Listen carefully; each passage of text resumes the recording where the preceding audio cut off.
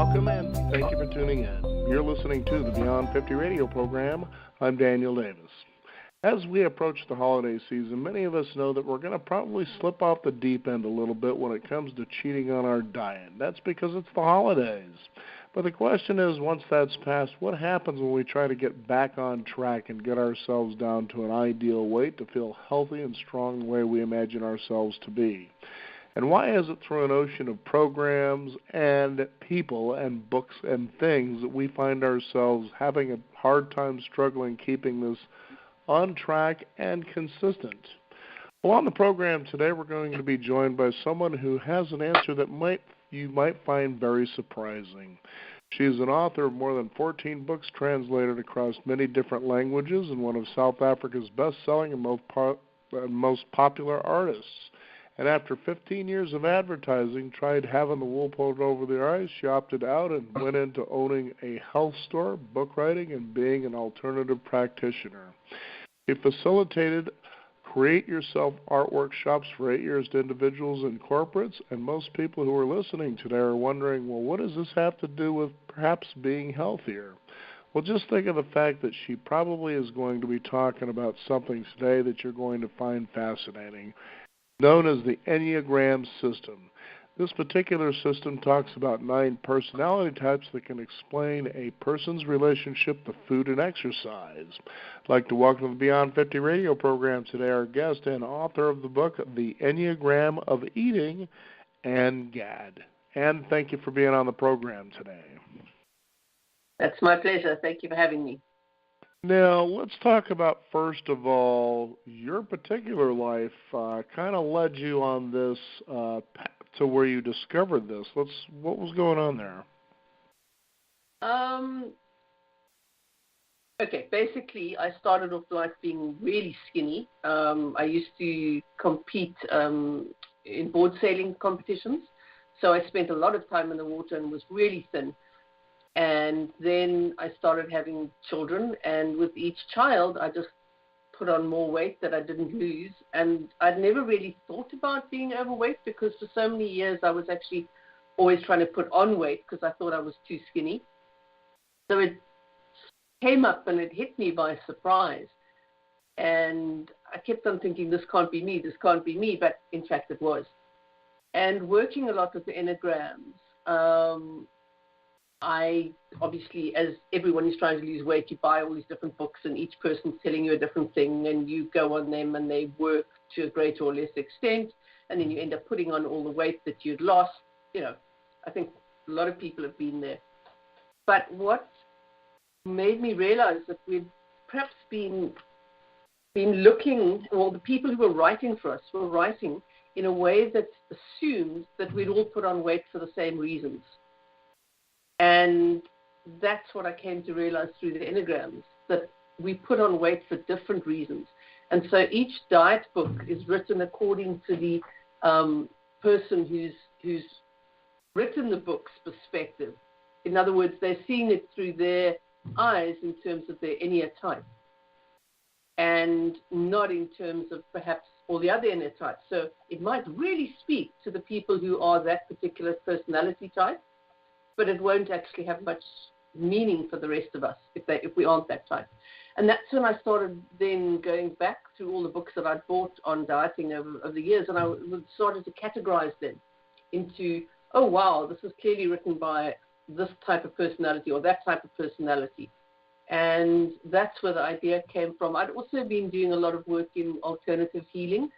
So I think I had, one of the books I'd written was 3, in fact, books on habits. And in fact, it's now 22 books that I've written, but 3 of them were on habits. So looking at, common habits that people do in everyday life, why they bite their nails, why they might pull their hair and stuff. And so I had this deep interest in studying human nature. And with the Enneagrams, it just took it to a complete new dimension. Now, Anne, as I was reading the book, The Enneagram of Eating, one of the things that I found unique as a point of view is that you talk about a lot of the diet books that are written out there are usually written by a personality type that it will work for. In other words, the author themselves. So unless you're that personality type that matches up with the author, there's probably not a likely chance that it'll work out. Now, why is that? For the very simple reason that if you just take, because obviously there are 9 basic personality types, and then from there you get more subtypes. But if you just take those 9 basic types, each one of them has put on weight for a different reason. You can't just say, oh, everyone, it's just comfort eating, or they're just neglecting themselves. There's a different reason, and I think that's what was exciting for me, to discover those different reasons why different people are inclined to gain weight, and then from there take it into why they might be inclined to do certain types of exercises, how they entertain, the type of food they would probably enjoy, and the addictions, all different aspects to do with weight, diet, eating, food, and so on. Now, I found that really fascinating because I thought to myself, let's take a look at that, for instance. And so as I picked up the book, I decided to go ahead and have my wife have me take the quiz in the back to discover what my personality type was. And I found that it was quite unique how there were quite a few accuracies in the very end result there. Now, let's talk about what an Enneagram actually is. The actual word Enneagram comes from Ennea, meaning 9, and gram, a logo or figure. So it's a symbol, if you like, depicting the 9 different types. But it's so much more than that, because the Enneagram assumes that we're spiritual beings living in a physical world. And the point of the Enneagram is not so much to find your type and say, yeah, yippee, yay, I'm a type 7 or 6 or whatever, but to understand your type and actually be able to move beyond it. So it's not a box that you put yourself in. It's more you're already in the box, and the Enneagram gives you a way to find yourself way out of that box. Because so often a lot of the behaviors that we do, we just, we're unconscious of them. And we think that everyone else, it's automatically presumed that everyone thinks like us. So, for instance, if I take Enneagram 1, they're the types who see things in black and white. It's right or it's wrong. There's no gray area for them. They presume that everyone else sees the world like that. And if you don't, their automatic assumption would be, well, hey, these people have got it wrong completely. So part of the Enneagram then for them is to learn to understand, to be more accepting. And to understand that not everyone sees the world in black and white, in gray areas. Other people might see a bigger gray area, if I can put it like that. It's so true, too, because a lot of times people say, well, that's who I am. For instance, you take a look at astrology. Well, I'm this. So you feel that you're bound by that type. And what I like what you said in your book is that, no, this gives you an idea of who you are right now, but that doesn't mean that's the way you need to stay, that you can learn to grow and move beyond that. Absolutely. Look, at the end of the day, we're all types. I like to compare it to a rainbow and all the different colors in the rainbow, but essentially the rainbow is white light. And we might see ourselves as indigo or red or one of the other colors, but it's only a starting point to the potential that we can move to. We will always remain intrinsically our type, but we will be, how can I say, it's like if you look at a muddy, as an artist, I see a muddy, dirty red color, as opposed to a beautiful, light, pastely, slightly hinted with red color. That's the potential. And the Enneagram helps us to understand ourselves. And, in understanding ourselves, more than anything else. I mean, I've been a workshop junkie my whole life. If there was anything on, I'd go there to explore it. And I never found anything that was so hard to do in many ways, because it's very difficult sometimes to face aspects of yourself that maybe aren't that pleasant, but they provide an enormous challenge and potential to grow. Now, let's go ahead and talk about the personality types now. As I said, I had actually did the assessment. It turns out that I'm a personality 2. But let's go ahead and talk about the personality types that you share and what, their eating habits are and why. Okay, so should I just do something that's just fun, just to give people an overall impression? And Absolutely. Sure. So, the saying, if life gives you lemons, you make lemonade. It's that saying, if life gives you lemons, and you turn them into lemonade. Right. So this is how it would work in the Enneagram. So for the type 1, if life gives you lemons, you will make lemonade, but you will make sure that you measure all the ingredients really carefully, that you don't waste any ingredients, and that the product that you come out with, the lemonade, is a really well put together lemonade that's actually pretty perfect in the way you do it. So for type 2s, if life gives you lemons, you would say, oh, wow, it'd be so nice just to make a whole lot of lemonade. And let's put loads of sugar in it because people like it that way. And then we'll just give it to all the kids or the homeless in the world. Wouldn't that be wonderful? Absolutely. And the type 3 would say, wow, you know what? If we put extra vitamin C in this, we could market it as a health drink. We'll come up with some fancy branding, great label, bit of promotion, and we'll have a major product on our hands. And type 4s would say, has anyone ever thought how the lemons would feel being picked from the tree so early? And a type 5, the cerebral type, they would say, let's research this. Let's go and see what the properties of a lemon are. And having found the properties of a lemon, we'll come up with all the things that potentially could benefit us from drinking lemonade. And the 6s, they very vacillating types. They battle sometimes to make decisions. So they would say, oh, should I make lemonade? Or maybe I should make lemon curd? Or how about a lemon meringue pie? Oh, wait. Let me phone a friend and get some advice. And the 7s would say, wow, let's get a party going here. Let's get some vodka. We'll do some shots. We'll put the lemons. This will be a great party. And the 8s, who like to be the boss or the challengers type, would sit back and say, hey, you, make me some lemonade. And then finally the 9s would say, I really want to make lemonade, but it seems a bit of an effort.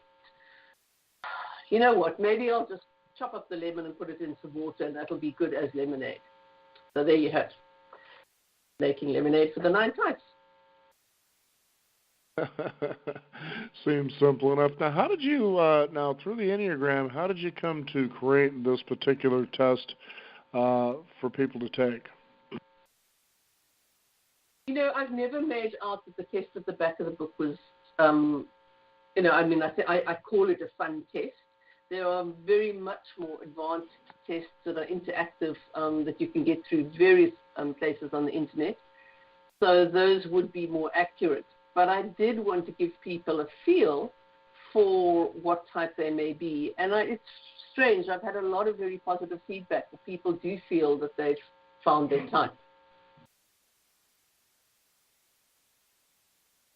Now, I'm curious, when you talk about distinguishing between family patterns of eating that we grew up with, how we actually came into our own style of eating. I think if you look at a family and you find that there are, say, 4 different kids in the family, and each of them maybe have different tastes, different ways they want to eat, it's very seldom in a family that everyone sort of has the same taste in food, or am I the only one who's noticed that? So if we just take that across, going back to the Enneagrams, and we look at the different types and how they would approach eating, we'll start off with the type 1. And as I've said, those are the very, it's right or it's wrong, They're very perfectionistic, they're meticulous, they like to judge, they're orderly, they're punctual, they're perfectionists. They would be least likely to put on weight because it's not the right thing to do. And they so much want to do the right thing. The way, however, they may put on weight is always trying so hard, striving to do the right thing, putting so much pressure on themselves to be better people, can at some point become too much. It just becomes exhausting, never feeling that you've done it quite well enough and always feeling that you should do it better. And so sometimes they can almost reach a point where they rebel and go completely the opposite way, and they binge eat because that relieves the tension or the pressure from being so good the whole time. Can you relate to that?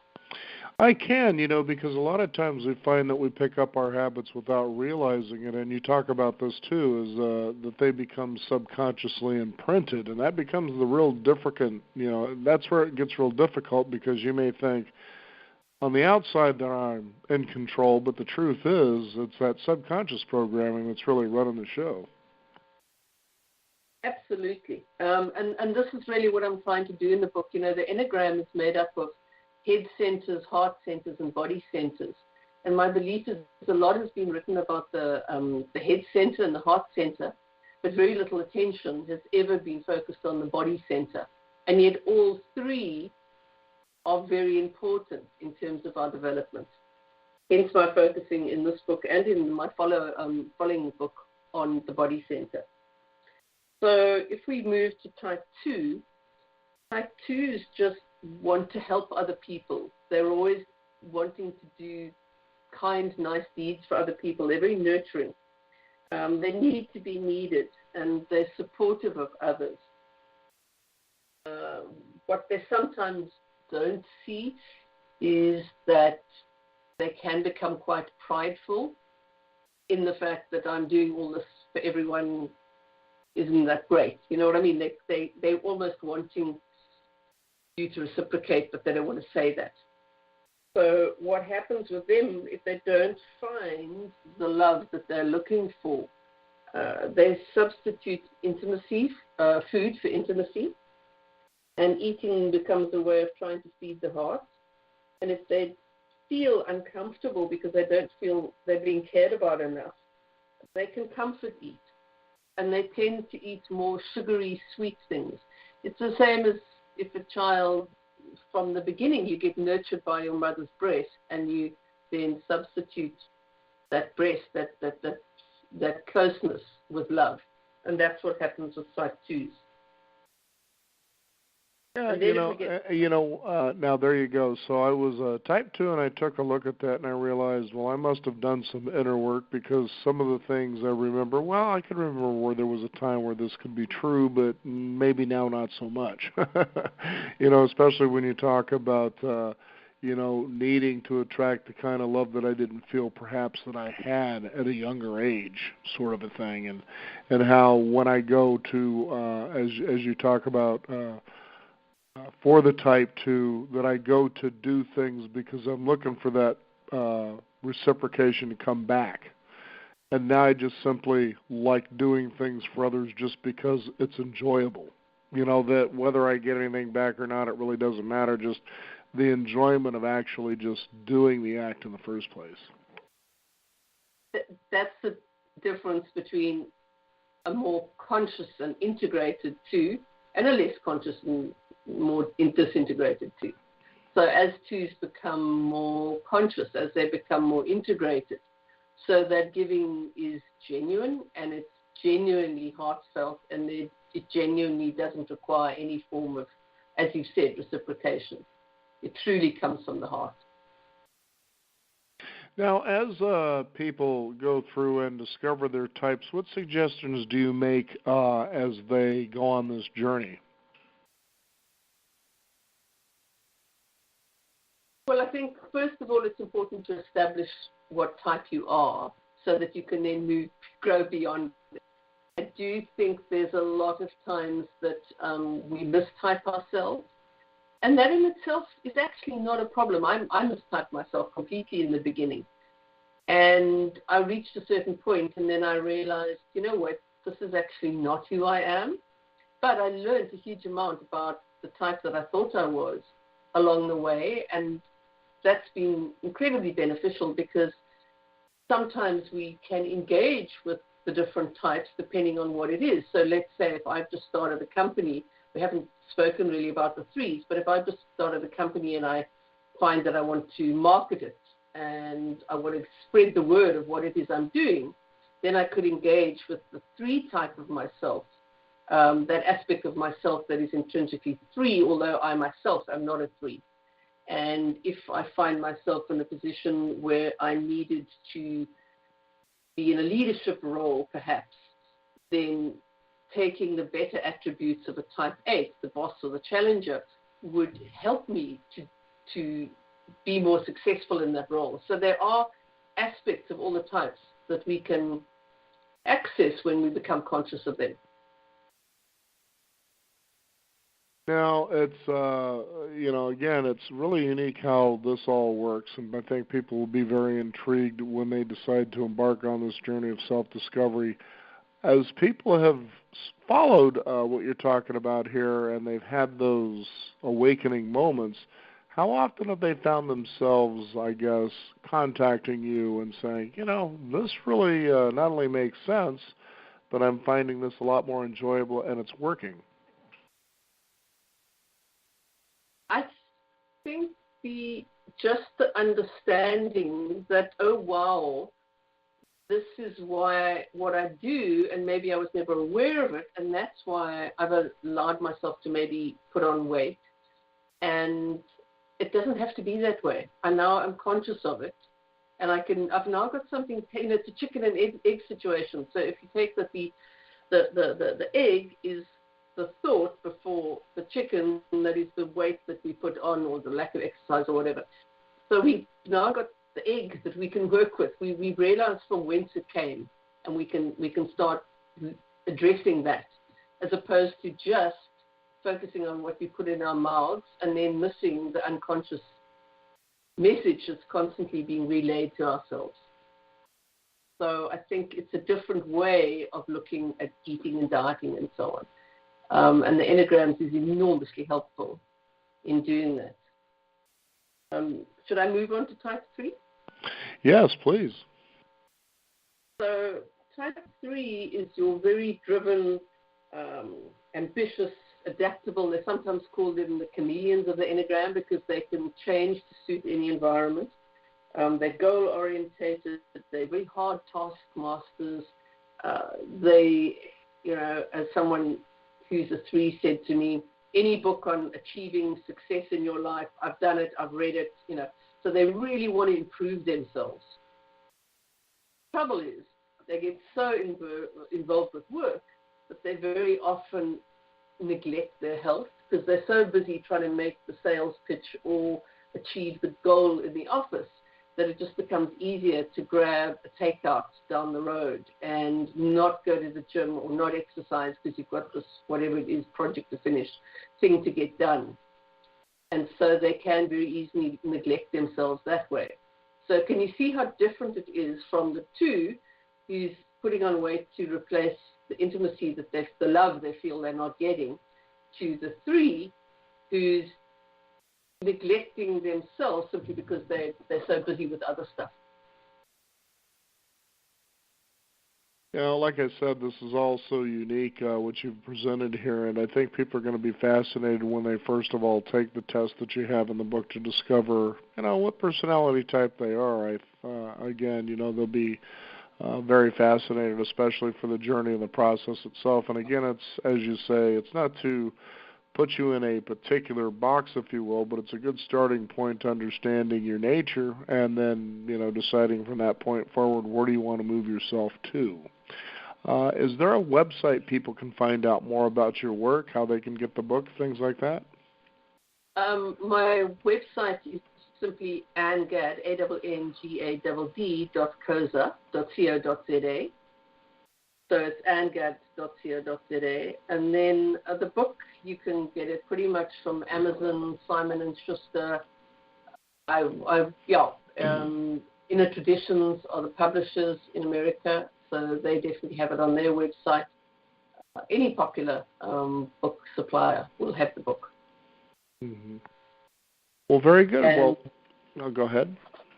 No, shall we move on to type 4? Absolutely.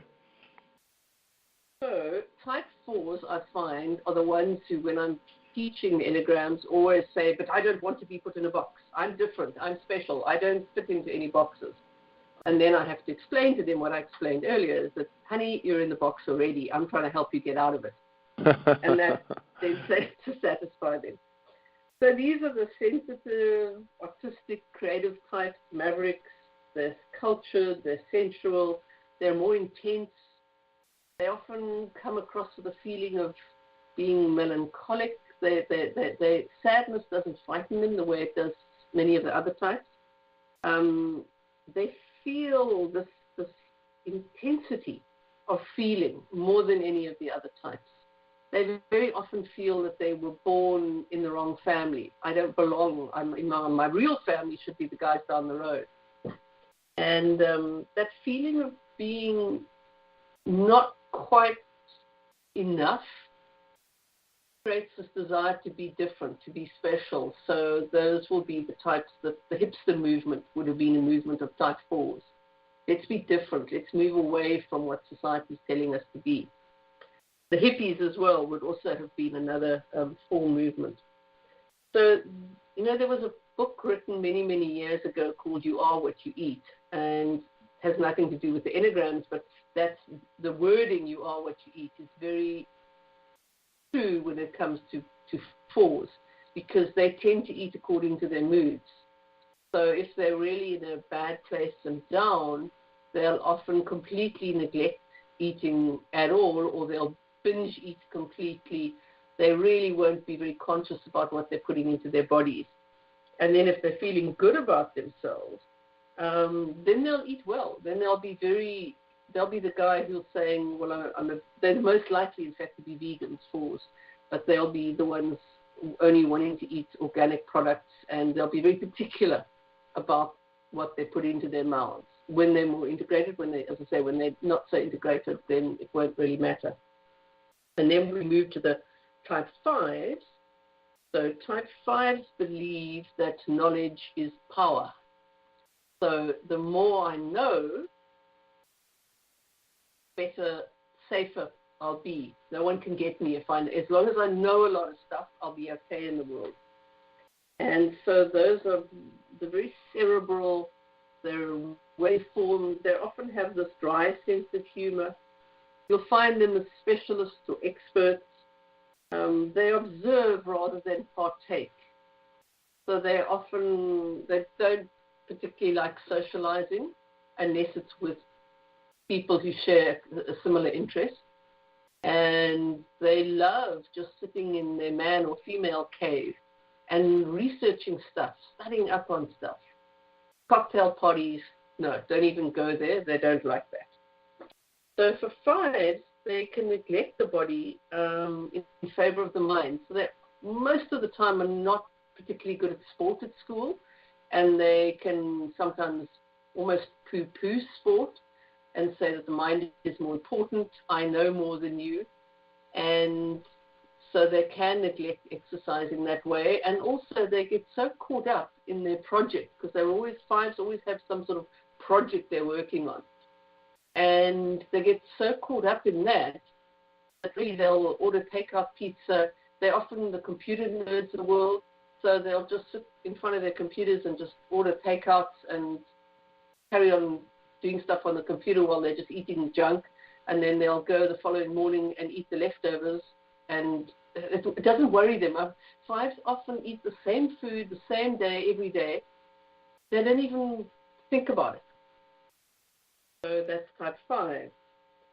And then if we go to type 6, type 6s they're a fear, one of the fear numbers, so they're always scanning the horizon, looking to see what could potentially go wrong. They like to be prepared, and they're intensely loyal. They can be very, they call them the devil's advocate, so they see both sides of a situation, which can make them exceptionally compassionate because they're able to truly feel what you're feeling. They're vigilant, and they can sometimes be rebellious.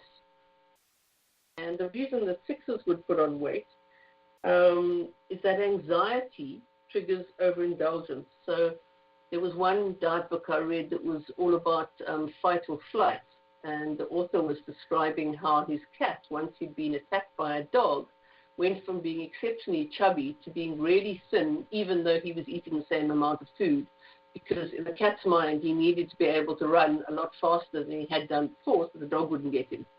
And he uses that analogy with us humans and says that we either take a stand or we carry weight, literally, so that we look imposing, or we take flight and are really skinny. And I think that's a very appropriate description of a type 6.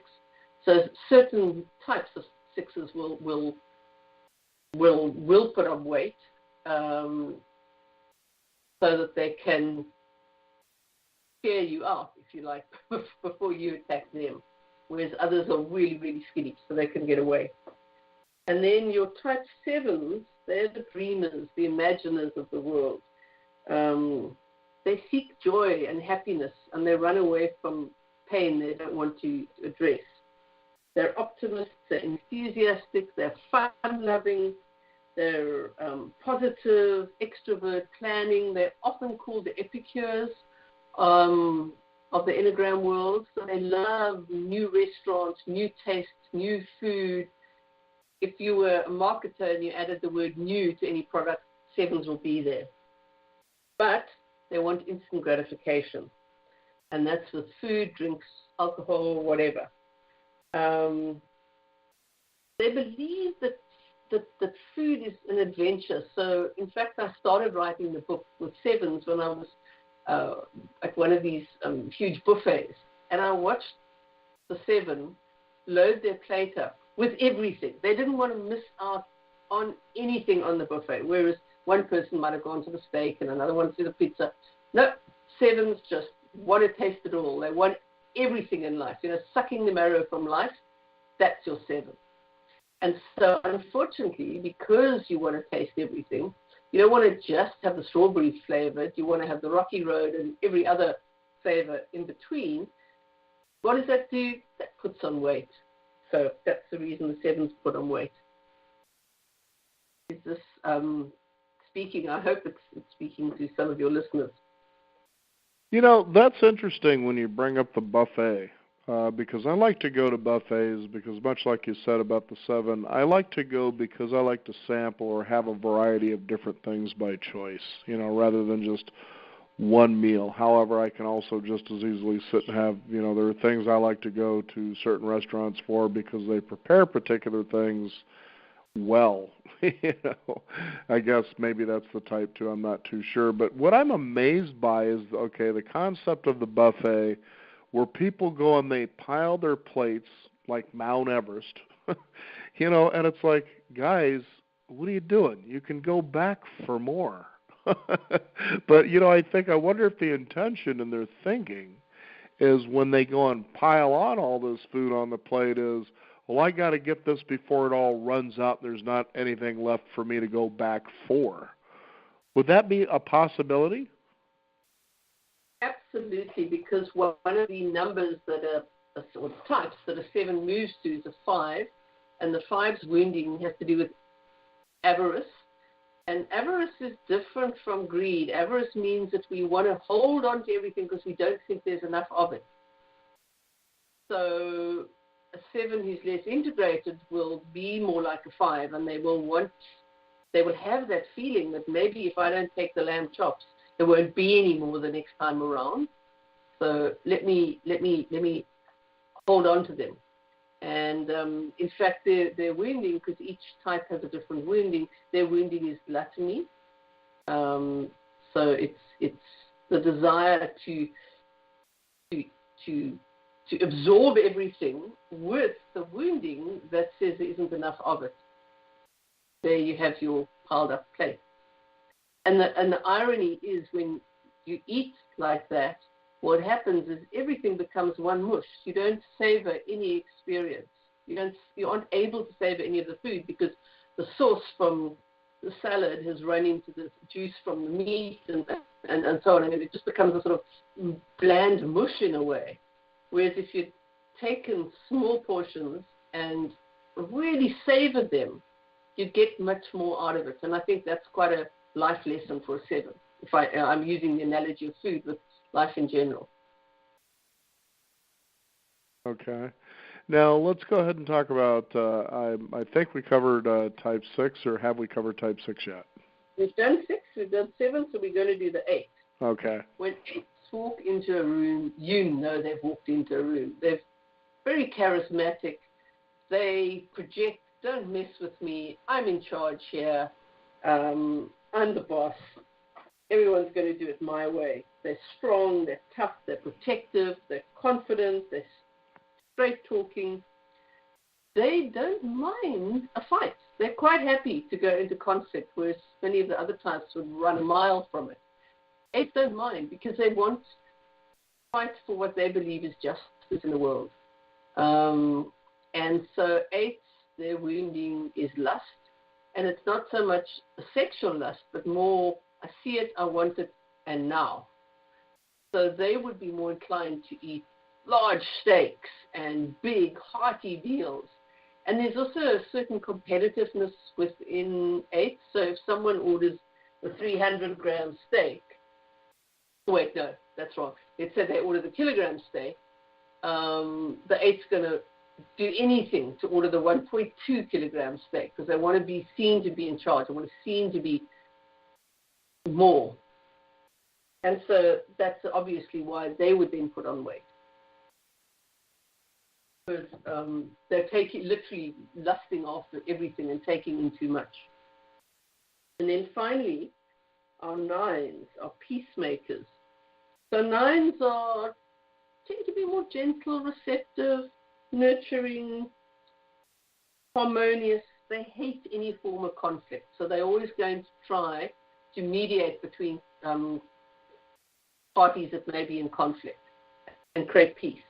They're easygoing, they're down to earth, they're diplomatic, and all of this is sounding wonderful, except 9s are self-forgetting.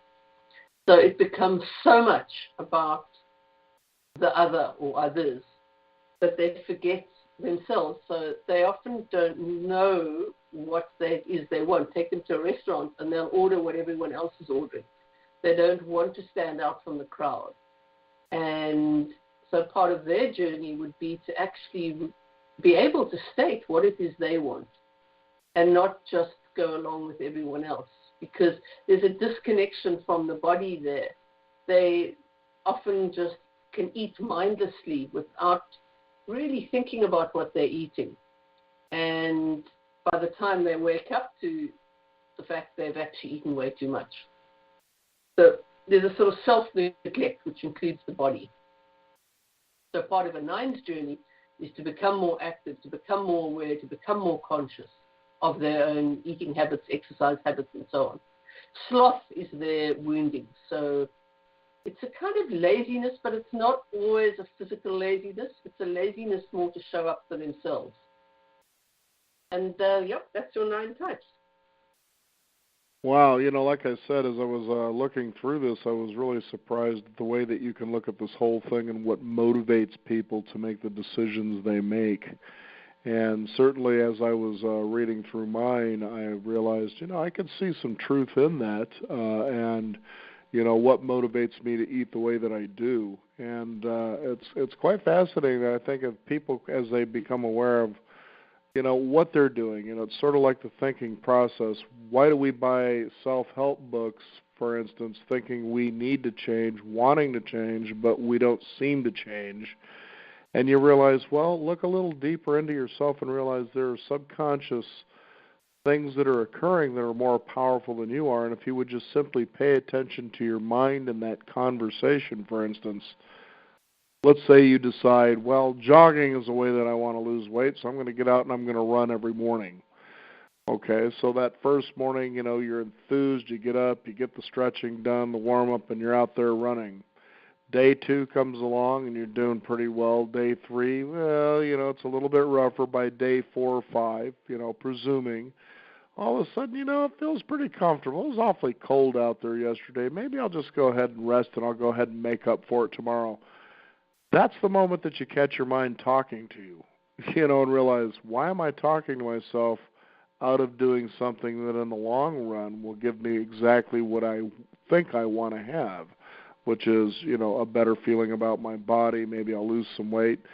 And the fact is your mind is saying, nah, go ahead. You like the way things were before. Just take it easy. We can make it up later. Boy, when you're laying in that warm bed, that's an awfully easy thing to be talked out of, isn't it? I agree. I mean, I can relate to that. This morning I was lying in bed and I really knew I should go bodyboarding with some friends, and I had to literally drag myself and throw myself in the car and get down to the beach and get my wetsuit out and get out on the water, because for 2 pennies, and that's where the consciousness comes in. I know that because I'm a 9, I know that that's a battle that I fight, is to actually get myself active, because it's so much more comfortable lazing around with the cats. I mean, I work incredibly hard, 22 books, that's hard work, but it's, I realize the issue that I have with exercise, and I think that awareness helps me get out of bed and get onto the water and do my thing. And I think, hopefully what I'm hoping that with each type, when they come to realize where their Achilles heel in the eating exercise world lies, they can do something about it, because they say that becoming disintegrated unconsciousness is an unconscious act, but becoming integrated, you have to be more conscious. So it's much more difficult, because you're now working against that lower part of yourself that's saying, hey, just chill out, don't do that, And one of the other things that's in the book and that I hope to motivate people with is what you would tell each type to make them keener to get on board, to, for doctors and dietitians, to get people on board with the program. So if I just were to look at that, for one, you would tell them you really want to do this because it's going to make you more perfect. You're going to be more healthy, and more healthy is more perfection. And that's really what you want from life.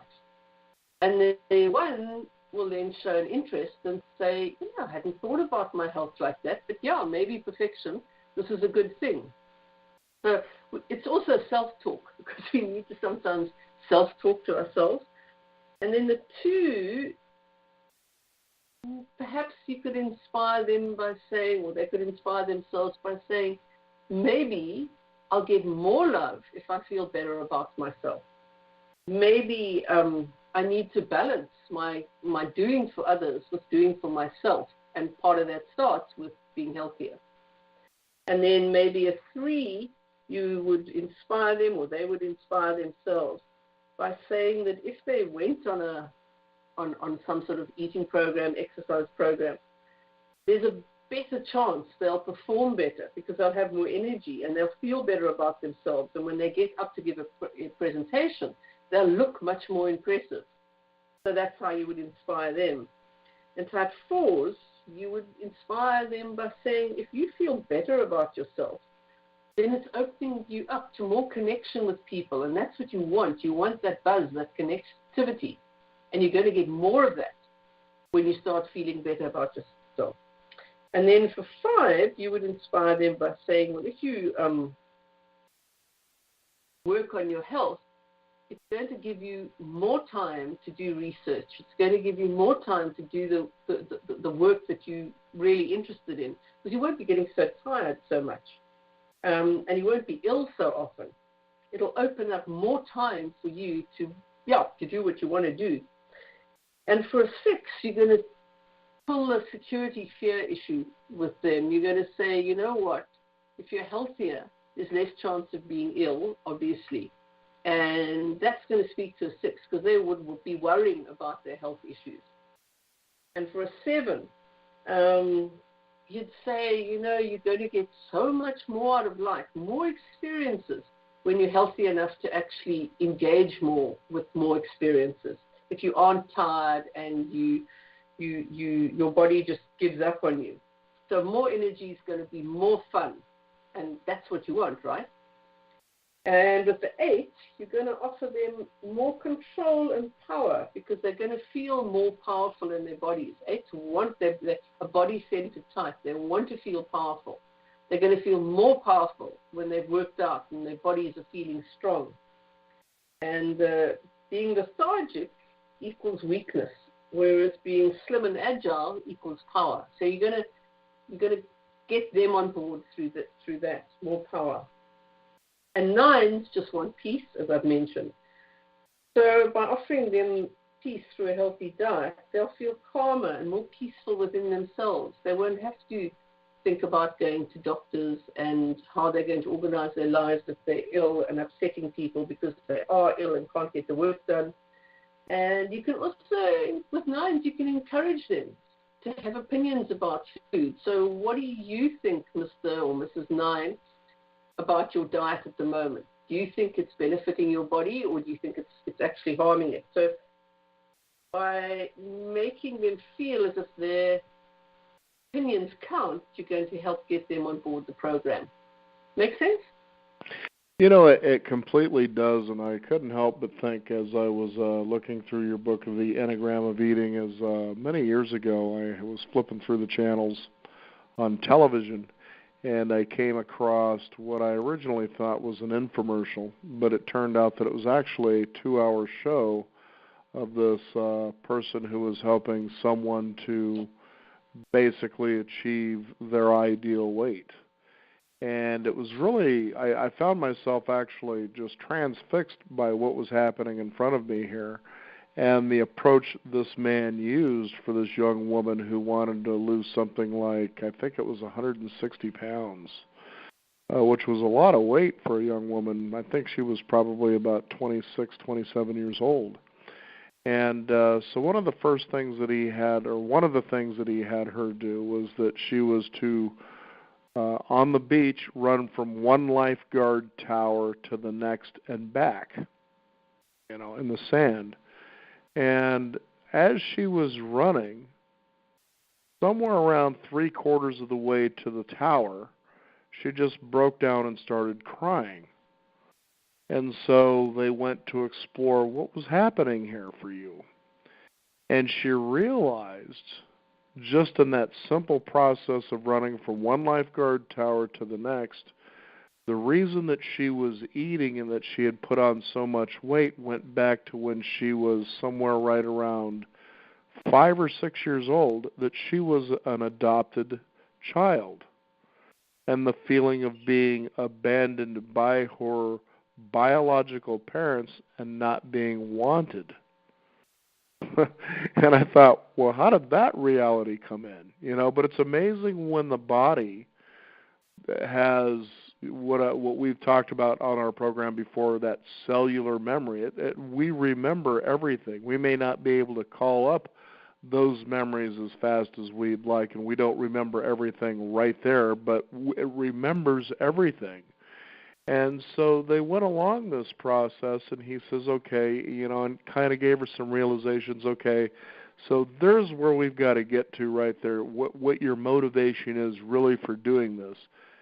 You're certainly motivated because you want to look better.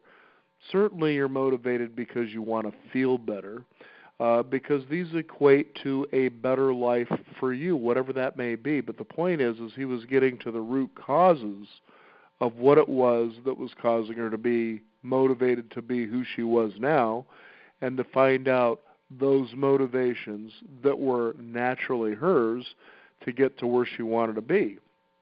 As it turns out, she really had a lot of joy in running. She just never really did it, probably due to the weight and maybe the types of food that she was eating, which kind of drags you down energetically and gets the thoughts all cloudy, things like that.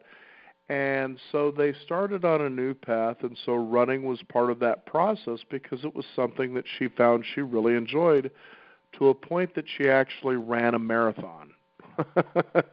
and, wow. and she was astounding, in the way she looked by the time they were done, or at least had achieved the ideal weight. She had actually done this. And it wasn't so much that she had lost the weight and how she looked physically, which there was no doubt about it, that was an amazing transformation alone.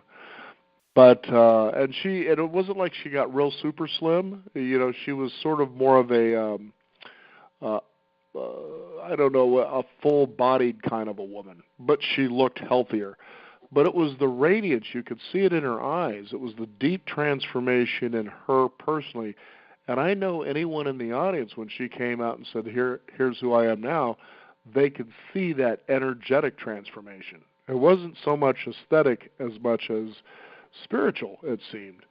And so when you talk about the things you do in your book, is people can tap into that spirit of who they are and what motivates them, life becomes a very fascinating process, as it probably has been for you, because you're an artist as well. So you express those experiences, through on canvas or however you do that. And it's pretty amazing when you get to that point in your life. I think that for so long we have denied our physical selves, and we've put all our spiritual focus, if you like, on the head and the heart, and ignoring the body, and yet it's all part of who we are, different part of who we are, but it's essential. So if we can use our understanding of our bodies, and with the realizations that we get through our head and through our heart, to develop a more unified sense of self and a healthier on all levels, emotional, mental, and physical, then I think then we're doing good work. And I believe that the Enneagram, and I must spell it because people always ask me how do you spell it, so it's ENNEA and then gram, GRAM, one word. The Enneagram is a wonderful tool for this process. Well, certainly anything that gets you to a point where you know yourself much better than you did before, and since you know yourself, then you're motivated to say, well, why did I want these other things in my life? Was it because somebody told me they were better for me, or is it because I genuinely want these things? There's a big difference in how you become motivated toward those when you realize these are experiences and things that I want in my life because it's what I truly want.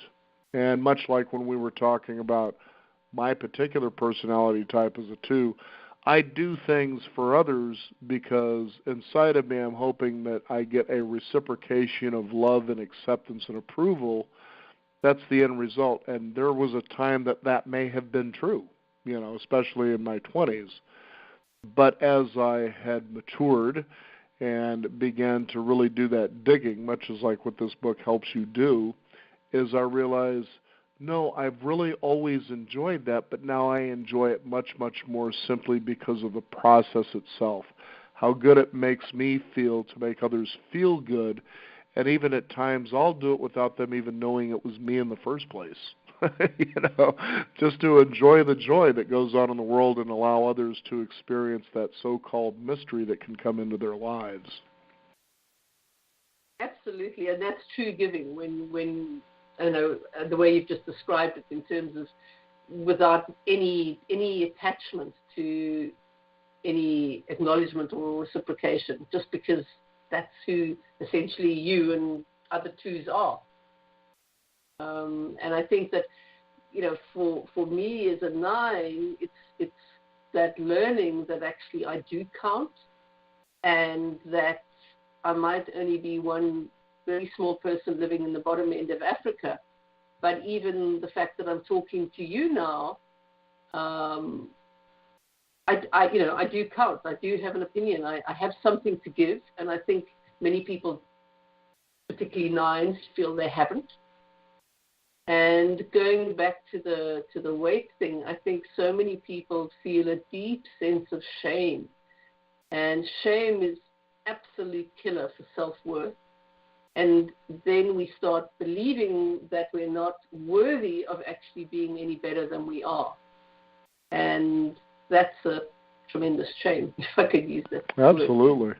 You know, I go back sometimes, and it's just a suggestion, but one of the guests we had on our program many years ago was Byron Katie, who wrote a book called Loving What Is, and it's 3 questions that can change your life. So hitting on something you just said about, you know, well, the idea of shame, for instance, well, I don't feel I'm worthy. You could immediately, to your own mind, ask the question, what evidence do you have that that's true? And it's amazing when the mind cannot really answer that, or if it does, you'll be surprised what that answer is. But if you could just simply start asking yourself questions like that, when those sort of negative thoughts come in, you're going to find you're going to start training your mind to catch these thoughts. You're going to find that you're going to be asking those questions, and you're going to watch the world change right in front of your eyes. And that's the fascinating journey there. Would you agree? I've read Byron Katie's book many years ago. It's a fantastic book, and I really, really recommend it to anyone, and also to anyone who's working in the alternative healing field, to use those questions with people they're working for. I know it had a profound effect on my life. And it's still one. You know, it's all these years later. It's still a really great book and a really helpful book. Like I said, get that mind, question it, because you'd be amazed how often you've got filters and experiences that occur, and you're ready to react, and you realize, well, wait a minute, I'm not actually initiating action here. Maybe there's something I need to pay attention to here. And it's been certainly a pleasure to have you here on the program. Did you have any final thoughts you'd like to share with our listeners?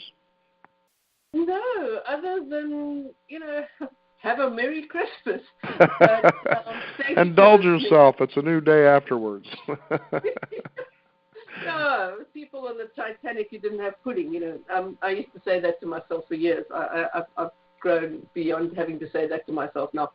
But no, I really hope that you explore and read up more about the Enneagrams, because personally I found them an incredible tool in self-understanding. So I will leave you with that parting message. Very good. The book is The Enneagram of Eating. Our guest joining us, Ann Gadd. And the website, again, for our listeners before we go. www.angadd.co.za, and the book is available, published by Inner Traditions, and it's available from their website. It's also available from Simon & Schuster. Amazon has it, and pretty much all other bookstores should be able to either have it or get it in for you if you want it. And I'm sure you'll find it not only insightful, but a lot of fun as well. And thank you so much for being on the Beyond 50 radio program. My pleasure. Thank you so much. We want to thank you, the listeners out there, for joining us. You can also discover more at beyond50radio.com. That is the number 50. We do encourage you to sign up for our weekly e-newsletter. Keep up to date with what's going on in the world of Beyond 50, as well as our upcoming shows. I'm Daniel Davis. Thank you for joining us. This is the Beyond 50 radio program. And remember, live your day past halfway.